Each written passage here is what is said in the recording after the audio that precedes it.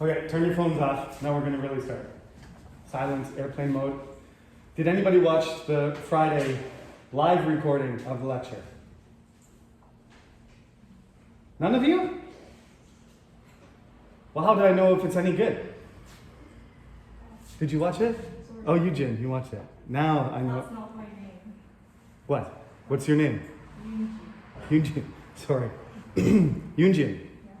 Did you watch it? Kind of. Now YouTube knows you're Eugene, not Eugene. That's important. It is, yeah. Yeah. Did you watch the Friday one? Kind of. Why kind of? Because I watched it like halfway through and then I fell asleep. Okay, that doesn't matter. I'm just curious about the quality. Oh yeah, it was pretty good. Except for my face was like too close and too far away. Yeah, sometimes you like in the shot. Sometimes. Okay, well, as you know, I'm a one-man performance. I'm the technician, I'm the editor, I'm the professor. I write my own lectures. Nobody helps me, so this is what you get. So hopefully this is better. I found this in the garbage. Yes, free stuff. Somebody threw it out, and I was like, I need one of those. So now I have a clamp for my, it seems to be working pretty well. I found it last week, but I forgot it. Without further ado, let's do the American culture stuff. So from last week, I gave you a little introduction about American culture, some background stuff, some general things, and then we started talking about colonization, right? And there's going to be certain major themes as we talk about the development of American culture. I said the main contradiction, we had that list of 5 things, right? For you to keep in mind, the ones that came from Alan Gelzo's lectures. So don't forget about them because we will come back to them regularly. But some of the main issues in the next few lectures are going to be imperialism, slavery, and treatment of the natives, right? The Native American people, contact with the Native people, okay? Today though, because we have a quiz, next Wednesday we have a quiz, right? At 12, quiz number 4.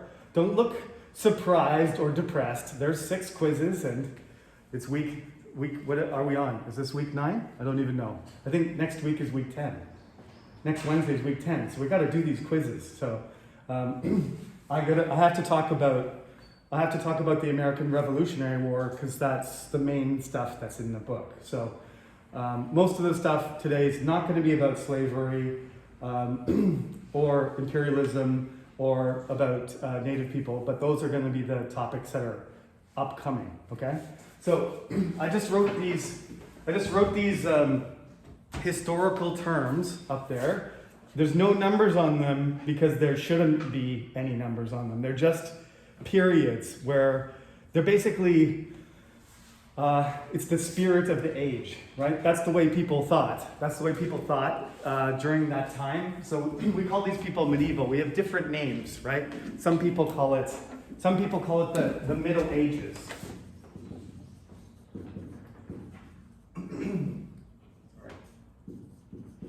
Some people call it the Middle Ages. We used to like to call them the Dark Ages, right? They have many names. I like to use the word medieval because, I don't know, it has a nice ring to it, and it doesn't really imply this like down point or low point of civilization, but that's the way people used to think. So that's why we have the Renaissance here, because we have, the classical, for Westerners anyway. In Asia, it's completely different. That's another reason why you shouldn't really call it the Dark Ages, because, during that period, for example, in the Middle East, in Muslim countries, we have some students, maybe not here today. We have one Iranian student, anyway. Are you Muslim? No. Regardless, that area of the world, including Persia and Saudi Arabia, Egypt and Turkey, they kind of had a resurgence and a golden age during the time that Europe was like a dumpster fire, if you want to call it that in current lingo. Europe was falling apart and the Middle East was creating an empire, right? Expanding and creating one of the greatest empires in the world. So it's not really it's a very Eurocentric thing to call it the Dark Ages. So, and it's not completely dark either. It's just that the Roman Empire made it so all the European, cultures were connected. There was an interconnected European culture, and that kind of fell apart. And as you know, the thing that started to pull it back together was what pulled it back together. The Roman Empire fell apart. What replaced the Roman Empire as the connection between all the European countries?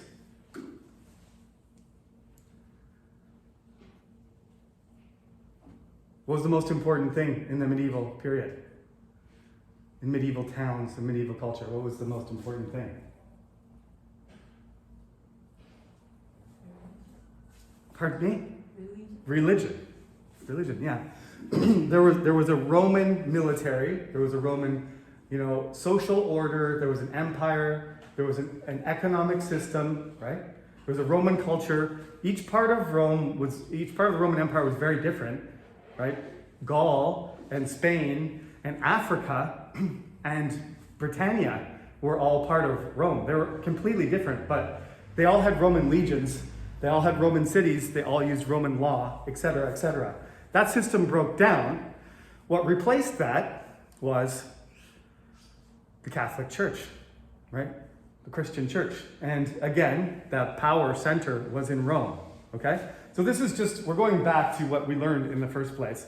Henry VIII didn't want to be part of that system anymore, okay? It wasn't only religious. It was partly religious, it was partly personal, and it was partly political, remember? There was 3 reasons. He wanted money, he wanted to control England himself, and, he wanted to divorce his wife, but the Pope wouldn't allow him to. So that system broke down. So when you get to the Renaissance, in the early modern period, you start breaking this system. The overarching, people are still religious, but they don't have a universal Catholic religion. Not everybody in Europe is Catholic. So it starts breaking down until once you get down here, you start having nationalism, right? So far, there's no real nations, right? Some historians like to say that England is the first nation state. Nation, right? Because they identify themselves as English earlier, right? When the Normans were there, they did not. But by the time Henry VIII and Queen Elizabeth are queen and king, people don't think of themselves as Yorkshiremen or Plymouth. Well, they still have their regional identity, but remember the local and regional control thing versus the central control. They centralize the identity, and they centralize the government too. So people identify as English. The French people are doing it too, but it doesn't really happen until Napoleon. It doesn't happen until they have a revolution and all parts of France are incorporated. But by the time 1707 comes around, the English, they know they're English. The Scottish, they know they're Scottish, and they're making a new identity, right? They're combining Scottish and English identity to make another country, right?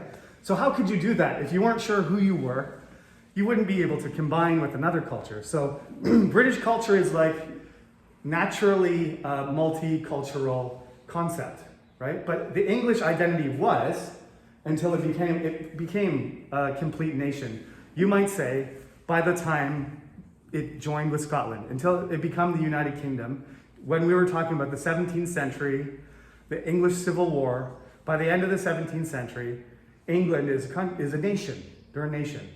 They have a parliament, there's electing people, they have a financial system, right? They're kind of a more efficient country than any other country in the world. They have another revolution. We can't talk about everything, but they have a commercial revolution too, okay? So in the last lecture on Wednesday, sorry I'm coughing a lot. I have a sore throat.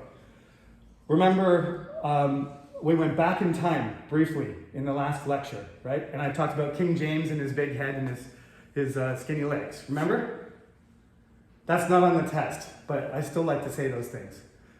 What was the most important thing coming out of the American colonies that was making people rich. They went there to find gold. Remember? They went there to find gold, but they didn't find any. The Mexicans, the Spanish and the Portuguese, they explored South America and Mexico. Hernan Cortez, do you remember this from the lecture? Yunjian? What? I say your name correctly? No. Do you remember? From the last lecture? Yes, where I said, on Wednesday, I said. I think you're talking about the other half that I didn't listen to. Okay, well, you should listen to the whole lecture. Actually, what you should do is listen to half of it and then pause it and then take a nap and then watch the next half. That's what I recommend. Who can tell me? Hernan Cortez went to Mexico, conquered the Aztecs, got a hold of a lot of gold, an incredible amount of gold. And then Francisco Pizarro took over South America and the Inca Empire and got tons and tons of silver, made Spain rich. So the English wanted to try and do something similar. So they went to North America and they went to find gold and silver, but they didn't find anything. What did they find that they could sell? This is very important.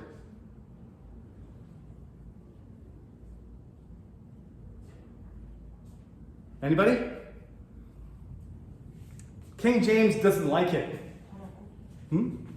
Thank you. Thank you. Tobacco. Tobacco, if you smoke, tambe. If you smoke, you like it, whatever. But it's not good for you. It smells bad, it's not good for you. I used to smoke, I get it. I understand the attraction to it. King James was totally against it. He even wrote, saying, oh, it's disgusting, it smells bad, it's the devil's smoke, right? And he's right, it's the devil's smoke, but people like the devil's smoke, right? It's attractive, lots of people smoke it, and it's huge amounts of money. So he couldn't really, even though he wanted to make it illegal, he really couldn't, because there was tons of money coming in. And the colony in Virginia, Jamestown, which is named after King James, it failed. And when he took it over as a crown company, they discovered that tobacco plantations worked really well, and the industry exploded. And this, King James was poor. Remember one of the problems, 17th century problems? Finance. He needs money. Every time a tobacco shipment comes in, they can tax it, right? It's basically import. It's just import duty. Right? There's no duty-free cigarettes. You got to pay to sell your tobacco products. So a lot of people are getting rich in Virginia. At first, though, a lot of them die. A lot of them, there's a lot of disease and it's hard winter, and they don't know how to grow the plants in America. Some of the things they try to bring from England don't grow very well. They should be growing corn and grains that are from South America and North America. They don't have them yet, right? They don't have corn. They don't even have potatoes. These things that you have, everybody has. Those things are originally from Mexico and South America, right? In 1600, nobody in Asia and Europe were growing potatoes and eating them. Nobody was eating corn. The Spanish and the Portuguese brought them around. Even all the spicy food that you guys like, all those spicy peppers, that's all natural American plants. They were all transplanted. All spicy food that you eat, those original species came from South America. Pretty mind-blowing, right? So you go from this, there's all these characteristics, right? One of the things about the medieval age that makes it look so dark to us is because we can take an airplane, I can fly to Canada, and I can get there in like 14 hours, right? If these medieval people wanted to get to Canada, how long would it take them? How long did it take Marco Polo to get from Italy to the court of Kublai Khan?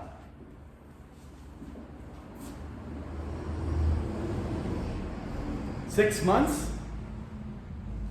If nobody kidnaps you on the way and you don't have to stay in jail for a while, or lose direction or something, or die in the desert or something else, right? The concepts we're going to get closer and closer in British American culture to what it's like today. But one of the things we're going to talk about in when we get forward in American culture is that America is a huge country. One of the problems that it had was transportation, right? In England, they still have roads that are based on the Roman roads, but England's not a very big country compared to the United States. Transportation is a huge factor. So whenever you did something in the medieval ages, it was often related to religion, and there was restrictions, right? You just couldn't go and visit Rome and then come back on the same weekend. If you went on a pilgrimage to Jerusalem from England, you'd be back 3 years later, right? It would take you forever.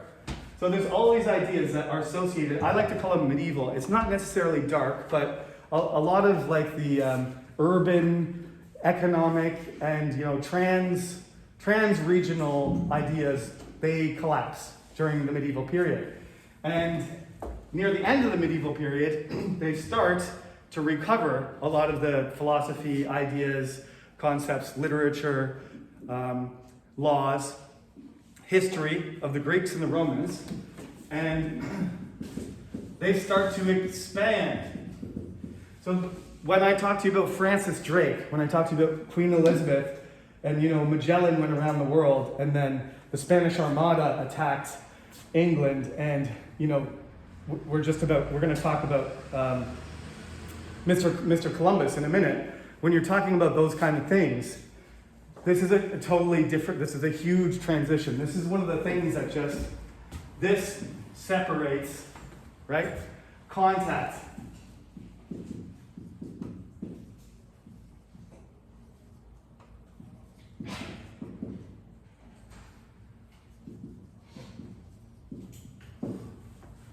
Okay? Now, in my book, I mentioned something important, is that it's not first contact, it's just we hadn't contacted each other for a long time. Who are the first people to go to North America?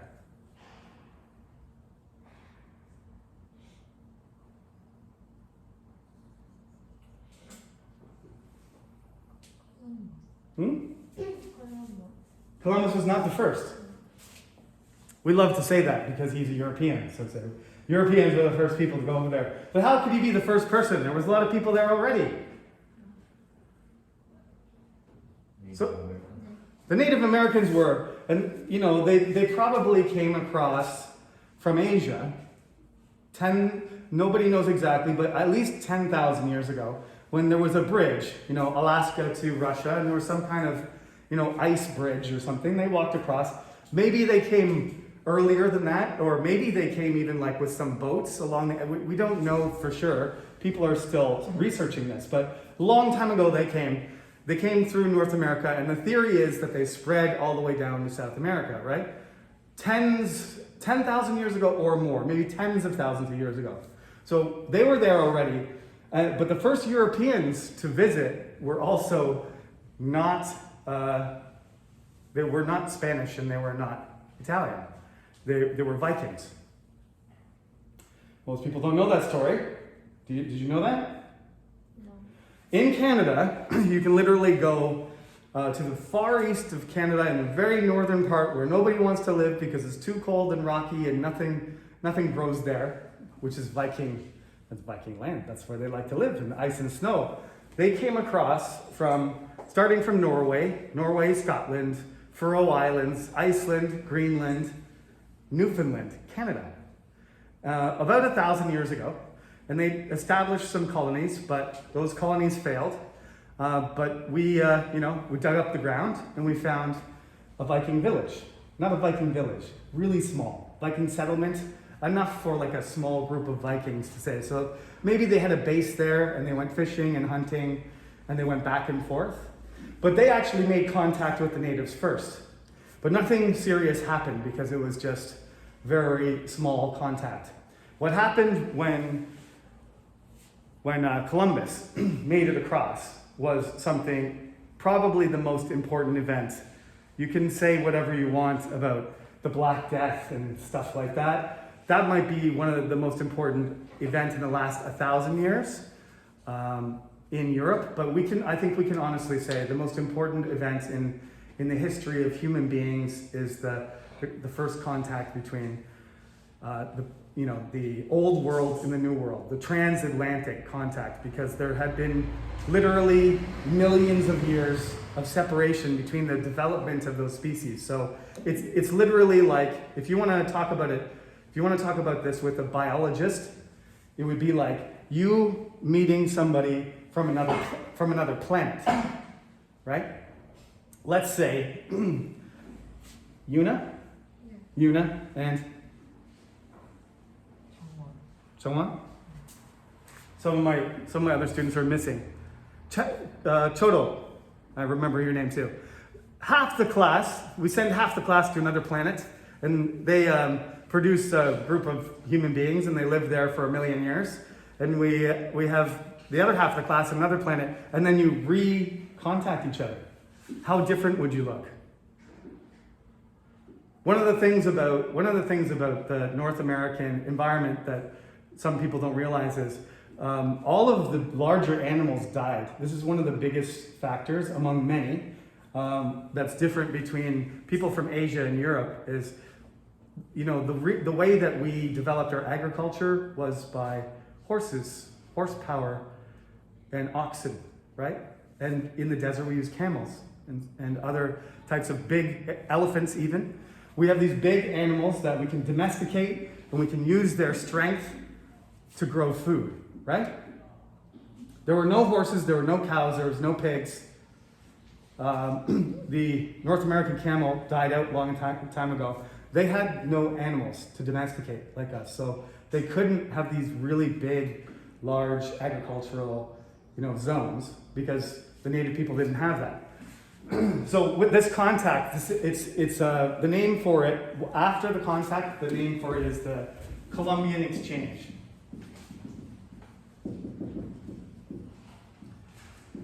And some of you who have taken my class before, Yunjin perhaps, in my writing class, sometimes I do this assignment about talking about the origin of a food, because some people are shocked, that tomatoes aren't from Italy, and like Italians didn't eat tomatoes, like the Romans didn't eat tomatoes. Tomatoes were actually very unpopular, and when they were introduced from North America to Europe, everybody thought they were poisonous and disgusting and tasted awful, except the Italians. The Italians were like, we're gonna make sauce, we're gonna make spaghetti and pizza, and everybody's gonna love this. Now, I don't know what they thought, but the Italians decided to embrace the tomato, and as recent as 100 years ago, tomatoes and tomato sauce have become globally popular. But they were always just kind of a novelty fruit from the Americas, from South America and Mexico. Nobody was into them until about 100 years ago, right? Look at a picture of Chosun eating food. Do you see any tomatoes? No, because there were none. They didn't have it. Canadians either. We just started getting tomatoes in a can, like crushed tomatoes and like tomato sauce in a can. But that was only about 100 years ago. So this Columbian Exchange, it has some, obviously, everybody likes strawberries, everybody likes corn and spicy food. This sounds like a great idea, exchanging everything, right? Good thing?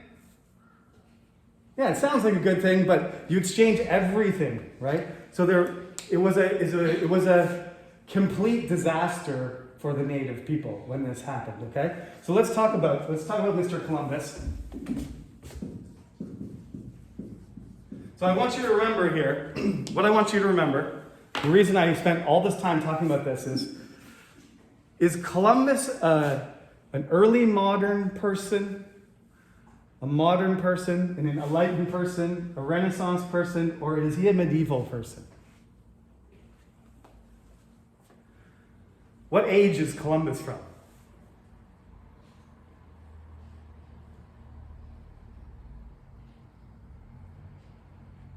It's 1492. He was born in like 1440. You remember what was going on, right?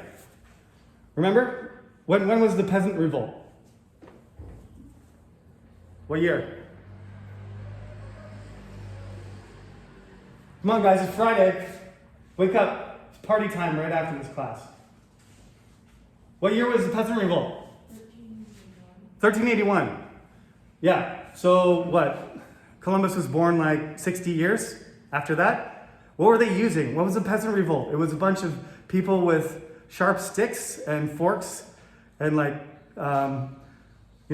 spoons and hammers that attacked the city, burned down some castles. Does that sound medieval, modern? Pretty medieval, right? He's not that, Columbus, when he was born in Genoa, he's from Italy, he's Genoa. When he's born, he's 100, the Black Death is still around. Like, he's not in the middle of it. The Black Death is only 100 years ago. Plague is still around. Everything that's medieval is still around. When he goes across, when Columbus goes across, and when other explorers go around the Horn of Africa, and then other people start going across to Canada and to the Caribbean, he opens the gates to like the beginning of the modern age, you might say, okay? It's not a history class, I'm just saying. You can just look at this as like, these people, even though, if you make this the line, that's fine. But even the people that, after Columbus, they're medieval people, right? Some of them have guns, but a lot of them are riding horses, and there's kings and queens and princes and princesses, and they're charging each other, and there's dukes and all that stuff, right? That still exists. So don't think about it like this. Don't think like the medieval period just stops here. The medieval period is going to continue, right? It's going to continue. And something like slavery, for example,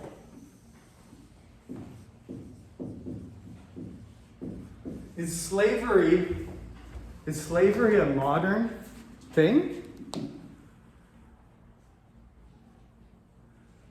Is it an institution that belongs in modern society? When these people in the Enlightenment, they start talking about humanism, they start talking about people's rights, right? The rights of human beings, right?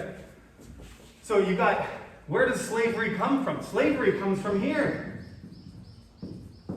Right? What do the Romans do? The Romans do when they fight another army, they defeat them, they take over the city, and they enslave everybody. That's how they make all the money. They capture some gold and some art objects, and they take over some land, but they capture the people, and then they sell them. There's people behind Roman armies, there's a whole group of people following them around. There's a slave market for all the people they catch. This is classical, and it's everywhere, okay? There's slavery in Korea. There's Chosun have slaves right up until the 20th century. Like, this institution is very old. Muslim people have slaves. Persian people have slaves. French people have slaves. However, in Europe, because of certain factors, we've already talked about it, because of Magna Carta, and because of the Black Death, right? Because of the diminished power of the aristocracy and the increased emphasis on parliament, that slavery has sort of died out. It still exists, but by this time, by 1707, it's illegal. Right? You can't have a slave. There's certain types of slavery that keep going, like, being on land and being a serf and working for a lord for contract. There's certain types of limited slavery, but buying and selling slaves is gone, okay? But at this time right here, when we're talking 1492, especially 1492 to 1700, which we've already passed, remember we're going back in time, there's a huge slave trade, right? And that slave trade already exists in Africa. It already exists in Eastern Europe. It already exists in the Middle East and in Asia. There's already a huge slave trade, right? It's already going on. But what happens after Columbus is it starts going across the ocean. And that becomes the Atlantic slave trade. So we're going to come back to that after though, all right? So let me do Columbus now. Columbus is often looked at as a hero. As I said, you can't say he wasn't brave. I think that's one of his virtues. He took a lot of risks. He actually traveled around from kingdom to kingdom trying to get different kings to invest in his project. But nobody wanted to do it until the Spanish king, King Ferdinand and Isabella were like, okay, if we don't try this, somebody else is going to do it, so give him some crappy boats and let's see what happens. He goes across the ocean. His crew wants to give up because they don't think they're going to find anything and they think maybe he's mistaken. But he is wrong because he's not going to get to Asia. He's not going to get to the Philippines. He's not going to get to the Spice Islands or India or Japan. That's way too far. Instead, he's going to get into the islands of the Caribbean. He's going to land in the Bahamas. But in the Bahamas, they don't have anything to trade. Basically, the only stuff that's there is like fruit and beautiful landscape, which is not valuable to him. There's no tourist industry. Don't want any of the fruits or exotic plants. There's no gold or silver.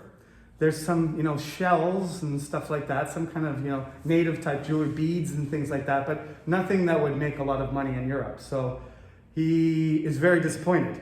So he's looking for something valuable that he can bring back. So what do you think he starts to do? Because he's an entrepreneur. He's a businessman. He's not exploring for fun. He's not exploring to be like, I will be the first person to go around the world for fun. He comes to America because he's there to make money. No gold and silver, no spices, no silk. So what is he going to get from the people there?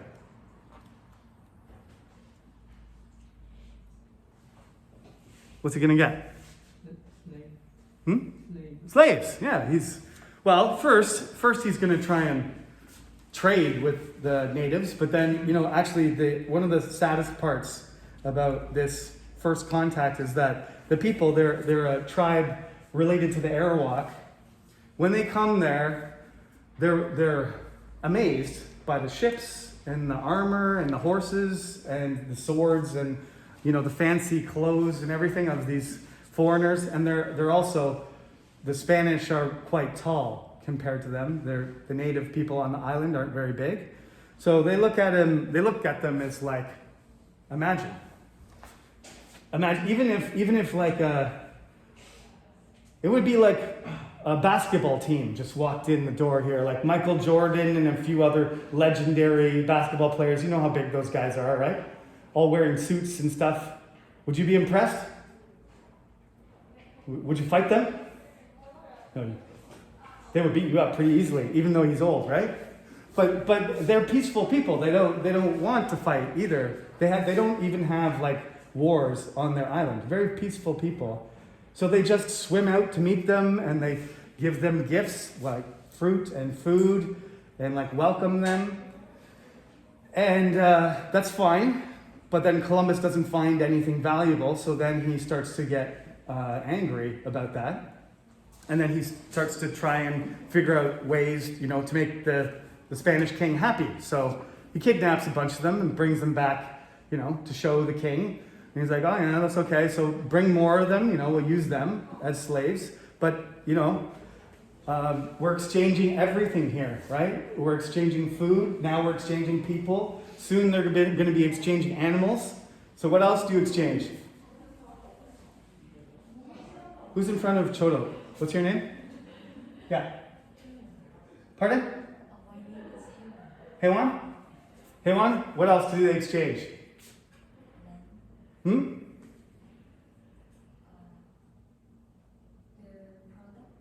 No. Why are you wearing a mask? Why are you wearing a mask today? What do you not want to exchange with me? Viruses. Yeah. So nobody's wearing masks. Nobody even knows what a virus is at this point, right? So even though unintentionally Columbus starts threatening them because he thinks possibly they might be not holding back some of their wealth, which is just kind of I think, angry response to his frustration. But he starts, threatening them and abusing them, kidnapping them, trying to make them into slaves. And they're not very good slaves. I mean, they aren't even warriors. They're not very disciplined. They live in a peaceful society, and they all start getting sick. So, there's some crazy numbers here that just blow your mind. And you can't blame this entirely on Columbus because he didn't know about the diseases. But the Arawak people that he met, those people are extinct. They're gone. 50 years later, there was about 500,000 of them, but 50 years later, there was only hundreds left, right? So this started a chain reaction. All of those islands had native people on them. Nowadays, Jamaica, Haiti, Puerto Rico, you know these places, right? These islands, Cuba, all of those islands are inhabited mostly by descendants of African slaves because the native populations were completely destroyed by Spanish occupation, enslavement, abuse, and disease. Okay? So that's why, all of those people disappeared. And that's why the title is Master Navigator and Genocidal Governor. So there's a really negative perspective on him, obviously, from any native person, because he started the process of the destruction of all the native cultures. It started with him. After him, just eventually millions and millions of Europeans came, and it caused a cascade of destruction, which ended up wiping out upwards of 90%. We didn't know until recently, but it's possible that there was as many as 90 million people living in North and South America. When Columbus arrived, Tenochtitlan, which is the capital of Mexico City, that city might have been the biggest city in the world.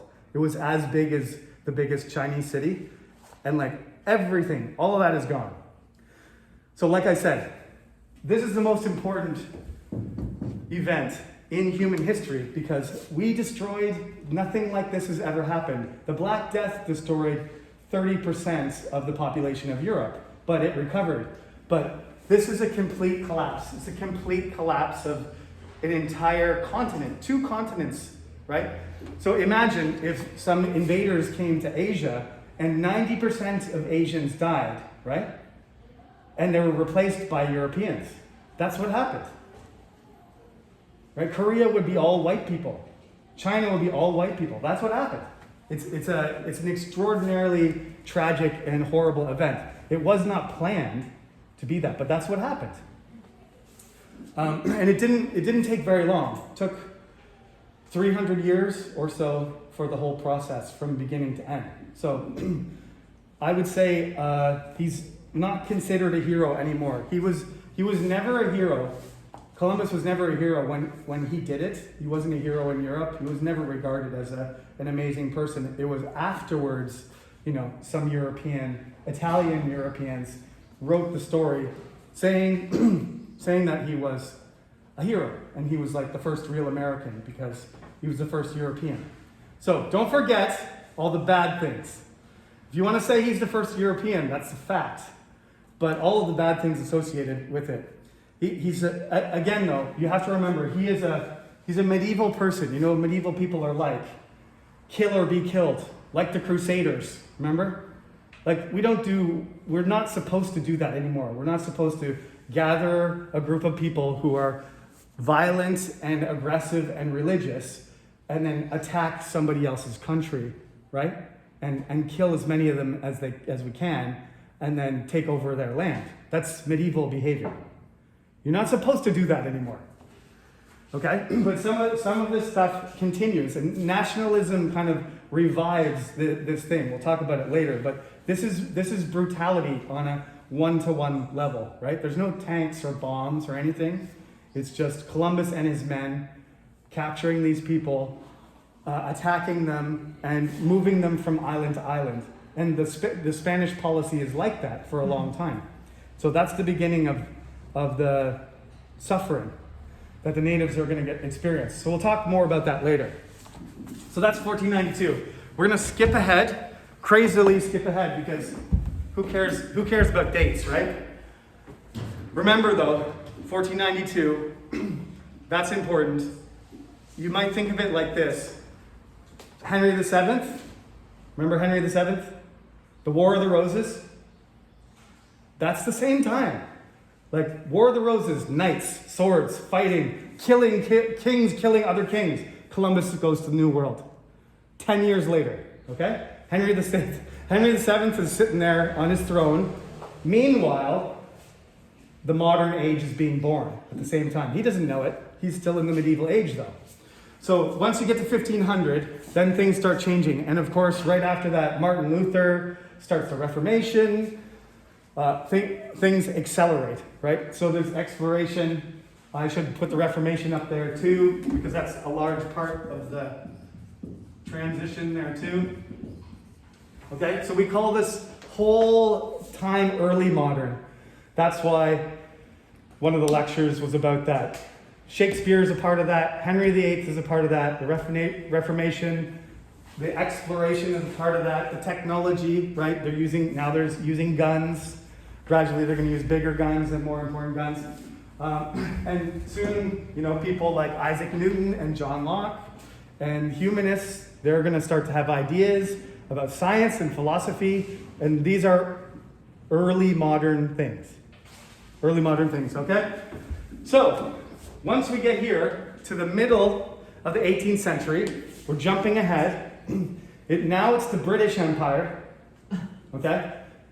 And the French Empire.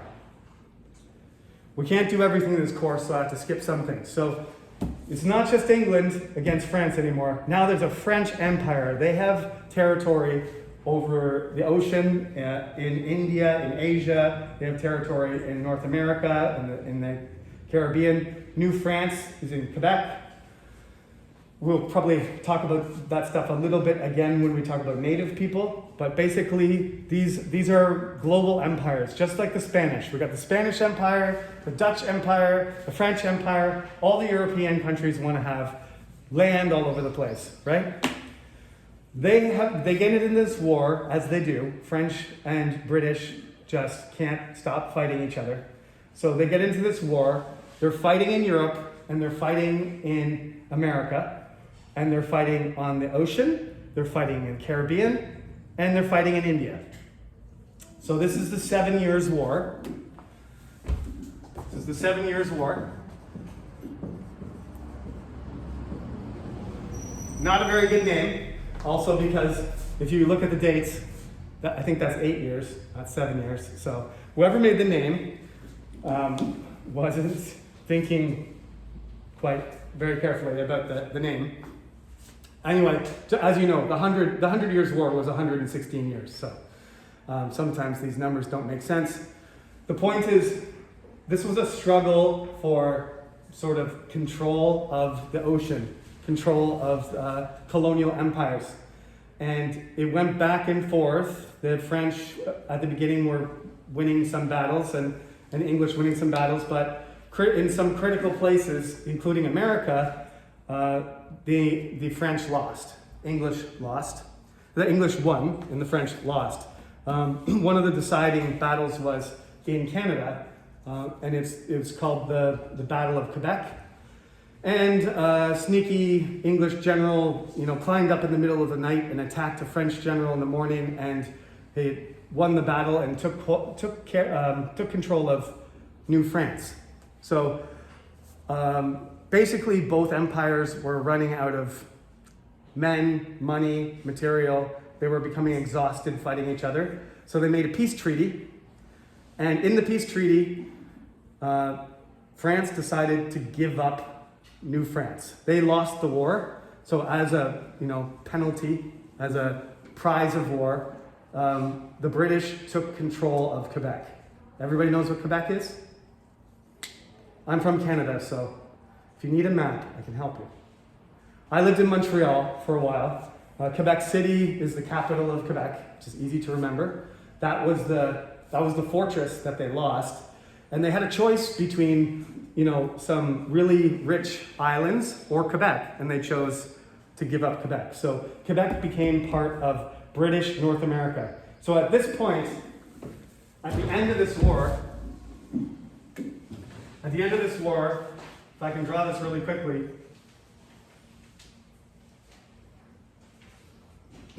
remember, West is not developed yet, right? But here we have the American colonies, right? This is Florida, which is still Spanish, but the French colonies are up here, and they've expanded, the American colonies. Now all of this is British. From Florida to the ice is only British Empire. So they defeat the French. Their only rivals are the French. So it's just British North America goes all the way from Spanish, which is Mexico and Florida, goes from the Spanish territories all the way up. They have complete control of North America. That's the significance of the war, okay? So now it's just British citizens without any danger of being attacked by other European armies. The only people they really have to deal with are the natives. So what I want to set up now is why it only lasted. Here we have 1763 to 1776. So what is that? 13 years? What happens in 1776? The Declaration of Independence, right? The Declaration of Independence. So they eliminate the major problem they have is the French Empire. They defeat them. French Empire is gone. They have complete control. And then 13 years later, they decide to separate. Okay, so British North America only lasts for, the complete thing only lasts for 13 years. Why does it fall apart so quickly?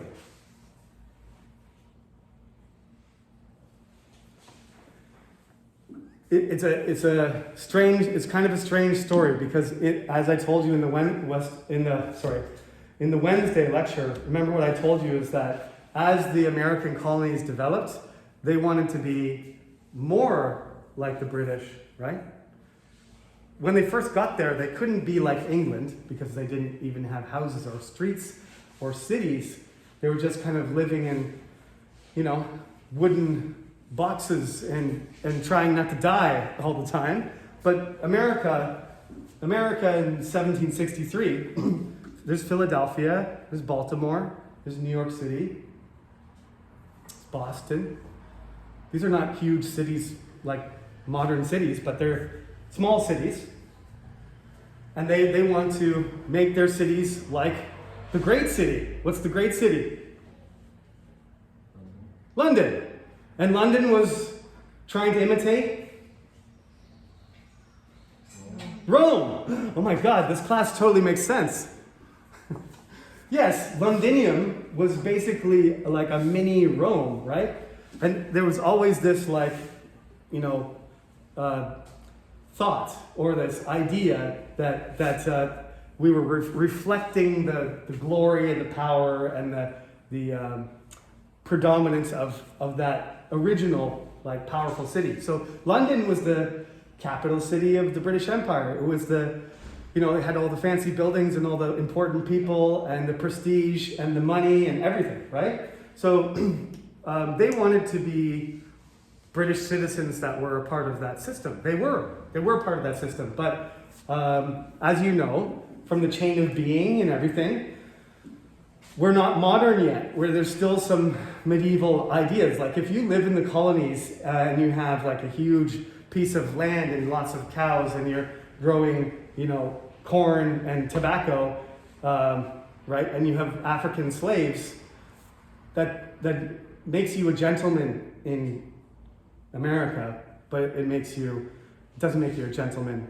in England, right? No matter what your business is, it doesn't matter if you didn't go to Oxford, you didn't go to Cambridge, your dad doesn't have a castle, so it doesn't matter how much money you have or how educated you are, you're still second class, right? This was a fundamental problem because the Americans were not American, they were British. They wanted to be, treated on the same level. This is going to become a big problem when they actually come to blows. But the main reason that this thing just flies apart immediately, there's many reasons, but what is it that besides the fact that they're disrespected, I guess I can put that up first.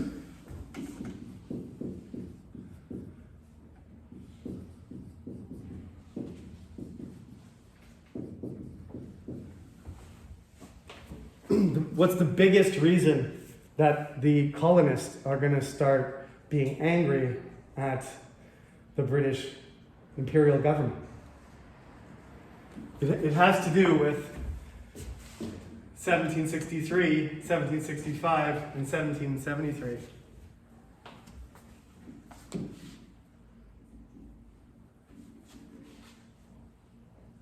What did I tell you about what makes all the problems? Why do we end up having revolutions? Why do people protest and explode and then gather together and then storm the castle and rebel and start a revolution? What are the two things? Death and taxes. Some people are listening. That's good. Yeah, so what do we have? We have a war, and the death thing is not a significant factor this time because actually the British soldiers fight. The colonists don't have to fight very much, so they're lucky. They shouldn't be as angry as they are because they're not serving in the military. The British soldiers are doing it, but they have to pay for it. Or the British government wants them to pay because they aren't, okay? So in 1763,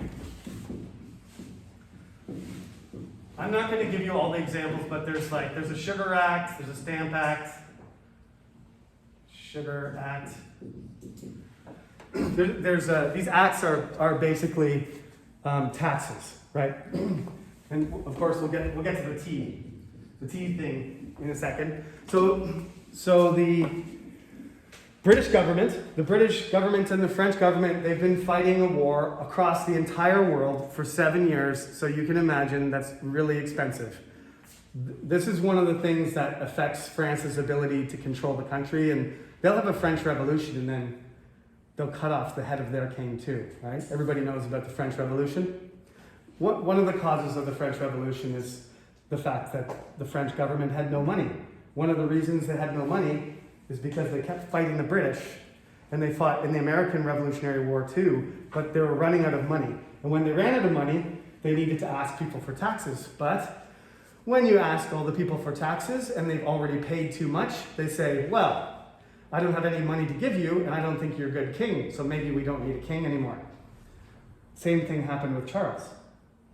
So what they do is they're like, we got to get some more money from these colonists because we have a huge amount of debt from this war. And it's kind of fair, right? They should have to pay some money for fighting for protection against the French. Basically, the British colonists are not paying anything. They're paying far less tax than people in England. Okay? So this is the ironic thing, is the Americans get really angry that their taxes are too high, or that they're being taxed, and their taxes are some of the lowest taxes in the world. This sounds very American, doesn't it, Yunjin? Our taxes are too high, we need a tax break. And like, we're not even taxing you. Anyway, that's the truth. Their tax rates were ridiculously low, so they're trying to correct these things. This is the same problem that Charles had, right? Queen Elizabeth, Henry VIII, Mary, Edward, James, they didn't tax their people enough. They borrowed too much money, and then when Charles became the king, he didn't have any money, so he had to raise the tax rate a lot. But nobody wanted to do that, so they had a civil war and they killed him. So what's going to happen this time? It's very similar. Very similar. 1763, they introduced the Stamp Act. Basically, whenever you have a document, when you go to the Jumean Center, right? Wanshinun or whatever, you go there and you give them a document and they stamp it, right? And you have to pay a little bit of money. Or if you go to a lawyer, you pay fees and stuff like that, right? But the British government wanted to have a British Imperial stamp. So whenever any document was printed, you needed that stamp and you had to pay for it. And it was expensive. And they sent British controllers, stamp representatives to America to make sure people did the stamp. And when they came over, the American people, it sounds very American, it sounds like it was yesterday. They came over, the British officials came over and said, "We're here, we're ready to stamp all your documents for you." And it's like, "We're not paying for that. And if you don't get out of here, we'll burn your house down and chase your children into the forest." That sounds like terrorism, doesn't it? Anyway, they threatened their lives. Some of them stayed and tried to do their job, but yeah, they did burn their house down or shoot bullet holes through their windows. And so they couldn't really enforce it and they gave it up. Basically because certain groups of Americans refused to accept the law. Those people are called the Sons of Liberty. Now, I'm not saying they did everything. And I'm not saying they're a terrorist group.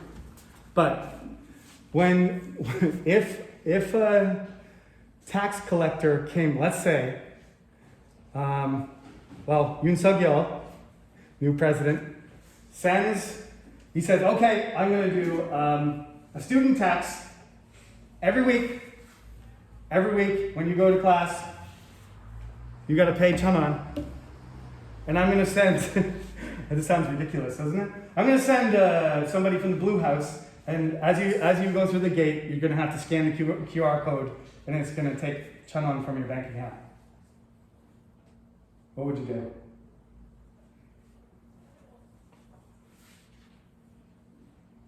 Form a group of English students of liberty, and then would gang up and scare the guy away so we don't have to pay. Don't you think, Yunjin? Yeah? They can't stop 1,000 students with one guy, can they? This is like, it is kind of extreme behavior, right? It's extreme behavior, but part of the reason that the colonists feel this way is because they're not getting the treatment of British citizens. So why should they have to pay the Stamp Act, right? If we're not part of the real members of the British Empire, then why do we have to do that, right? This is partially because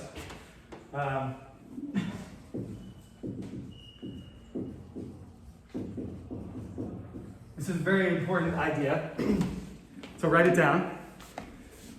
Benign neglect.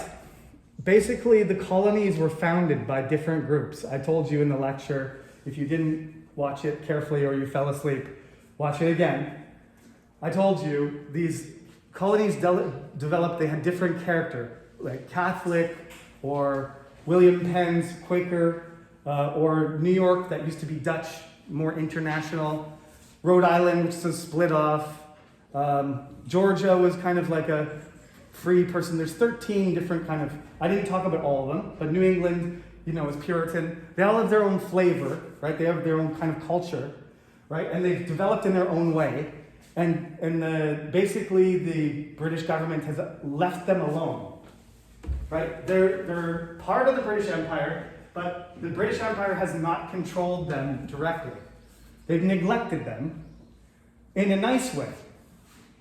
That's what they called it, okay?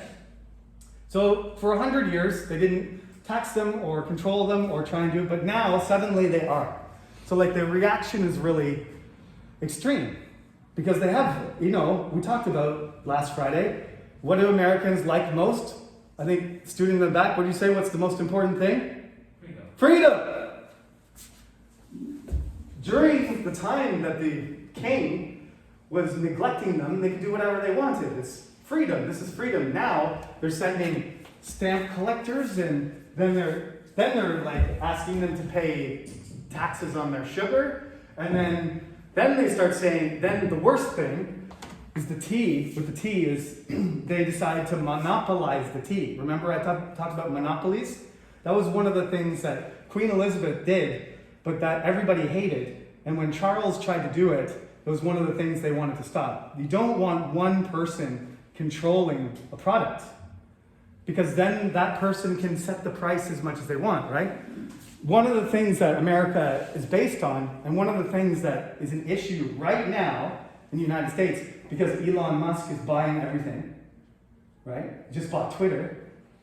Is that okay? Well, as long as there's like a lot of other options, as long as we have other messaging systems, but like if one person owns all SNS, that's a monopoly, and we live in a world that's going to die. Like society will literally die, right? This is not good. Monopolizing information is not good, but monopolizing anything. Like if a company had monopoly on oil, for example, like Rockefeller, then the government will sue that company and break up the company, because that's antitrust, right? So the tea, essentially, basically they say, you gotta buy all your tea from British merchants. We have this East Indian company, it's going bankrupt. The British government is gonna take control of it, and all the tea merchants in Boston who are selling their tea and have their business, they can't do it. They have to do it through one company. That's what makes them enraged.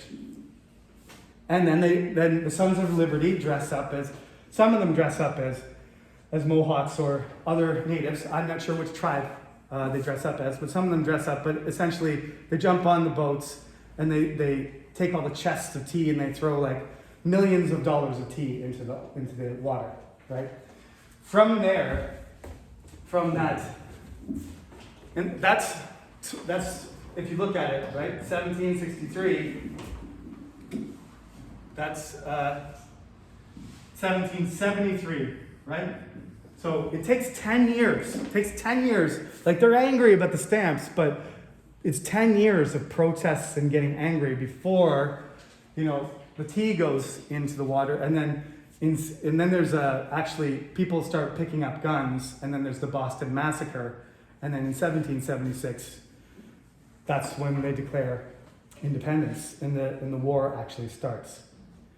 Okay, so that's where all the background comes. So it's really a step-by-step thing. It's like, okay, everybody's frustrated, everybody's complaining, and then protesting, and then threatening, and then damaging property, and then rioting, and then shooting, and then war. And it takes 15 years for them to get to that point. There's other elements involved in that, but we're pretty much out of time. I'm out of breath, and we're out of time. So I did the introduction, and I did this thing about Scotland, so we're not quite through this chapter, right? In chapter 4, not even close, really. We're just at the beginning of it.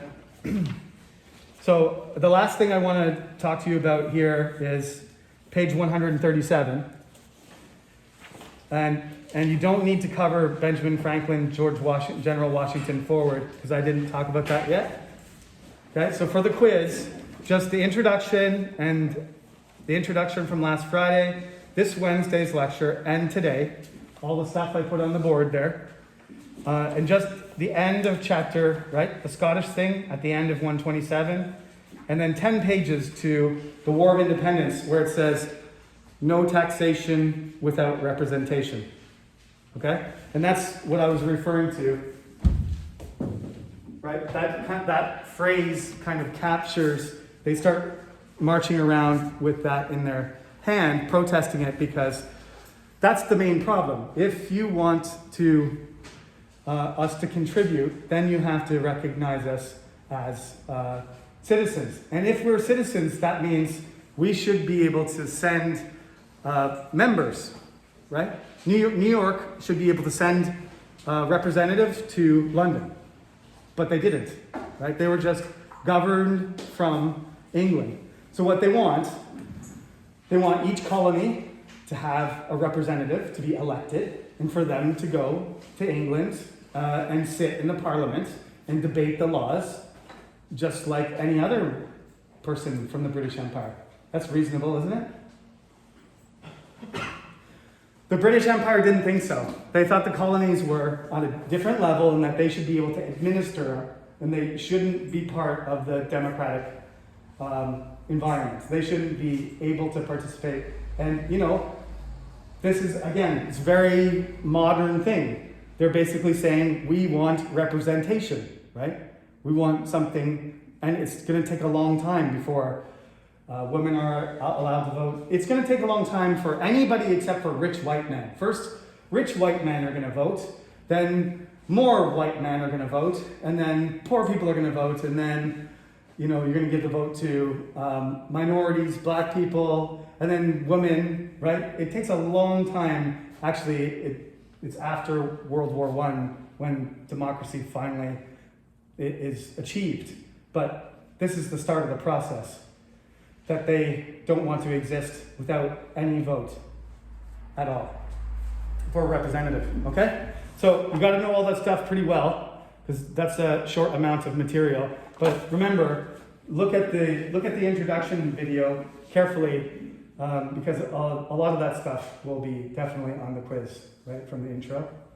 Okay? Certainly you don't really need to know the headings at the top, right? We haven't studied like the Enlightenment or industrialization. The only thing about the Enlightenment I mentioned though was Scottish people, right? There's a lot of Scottish thinkers in the Enlightenment. Why?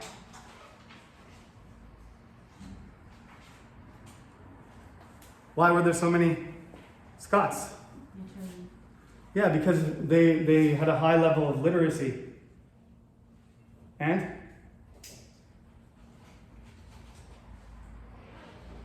Why were they literate? Yeah, because of the Bible. Because they became Protestant, and because Protestants believed that each person should be able to read. Literacy is intimately connected with Protestant religion. So they benefited from that because they read the Bible. They all read the Bible and learned how to read in English, and then they started reading other things, classics. They read Renaissance stuff, they read poetry, and then they started thinking about other things like science and society and philosophy and economics.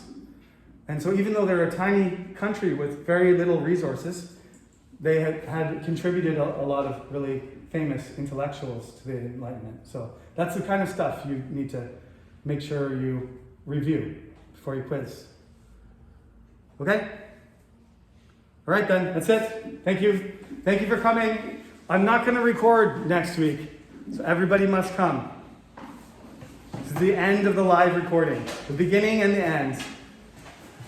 Okay? So everybody come next Friday. And if you have some good reason for not coming, you have to email me, otherwise you're absent. Thank you. Have a good day.